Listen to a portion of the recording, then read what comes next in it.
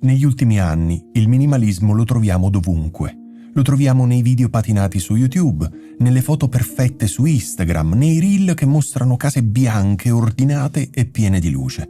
È diventato quasi un'estetica, un modo di apparire. Ma vedi, il minimalismo non nasce come una moda, nasce come una sorta di ribellione. Una ribellione silenziosa contro il troppo, contro il rumore, contro quella corsa costante ad avere, a mostrare e a accumulare. E allora sì, è facile confondere le due cose. Chi lo guarda da fuori pensa che basti svuotare un armadio per sentirsi libero. Ma chi lo vive davvero sa che la libertà non sta in una stanza vuota, sta nel sentirsi leggeri dentro. Il minimalismo di moda, possiamo definirlo così, è come un filtro su una foto. Tutto appare perfetto, ma sotto resta lo stesso disordine.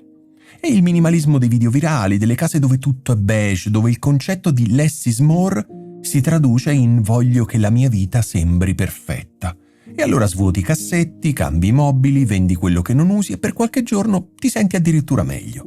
Poi però la testa torna a riempirsi di confronti, di ansie, di aspettative. Perché il problema non erano gli oggetti, ovviamente, ma il bisogno che c'era dietro. Il minimalismo autentico, invece, è silenzioso, è intimo, è quella scelta che nessuno vede ma che cambia tutto. È dire no a un invito che non senti tuo, è decidere di non rispondere subito a un messaggio solo per educarti a non vivere in reazione costante, è guardare una pubblicità e sentire che non ti serve niente di ciò che ti promette, e avere meno, sì, ma soprattutto volere meno. Il vero minimalismo non ha a che fare con gli oggetti, ma con l'intenzione, e questa intenzione nasce da una domanda profonda: di cosa ho davvero bisogno per essere felice? Quindi non che cosa mi manca, ma cosa mi basta? E credimi, rispondere a questa domanda è molto più difficile che svuotare una stanza, perché significa affrontare tutto ciò che hai usato per riempire i tuoi vuoti.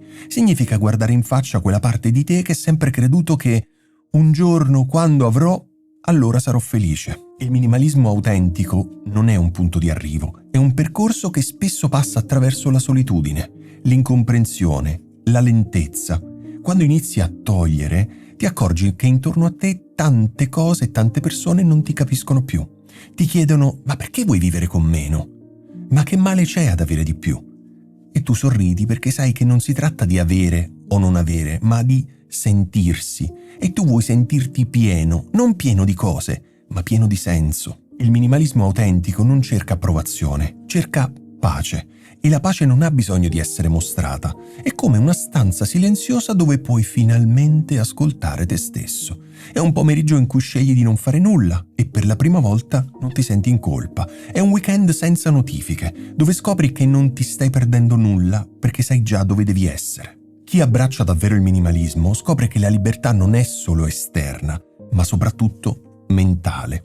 Quando smetti di riempire la tua vita di distrazioni, inizi a vedere chi sei davvero. E questo è spaventoso, sì, ma anche meraviglioso, perché scopri che dentro di te c'è molto più spazio di quanto credevi. Il buddismo del resto lo insegna da secoli. L'attaccamento è la radice della sofferenza.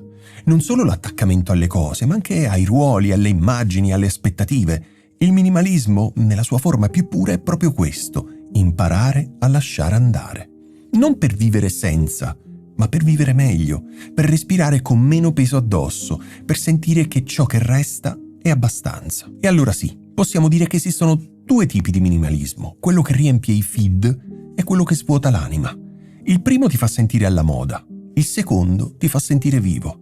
Il primo cerca la perfezione estetica, il secondo la serenità interiore. Ma non giudichiamo, perché forse tutti iniziano da lì, da una foto, da un video, da un'ispirazione, e poi passo dopo passo capiamo che il minimalismo non è un modo per apparire migliori, ma per diventare più veri. E questo richiede tempo, ovviamente richiede coraggio e soprattutto onestà con se stessi. Alla fine, la vera domanda è: stai cercando di sembrare libero o di esserlo davvero? Perché la differenza è enorme. E se pensi che questo video, e in generale i miei video, possono essere utili a qualcuno che conosci, suggerire il mio canale sarebbe per me un regalo davvero prezioso, perché mi aiuteresti a far circolare queste idee e a raggiungere altre persone che potrebbero trarre beneficio dal minimalismo. Grazie.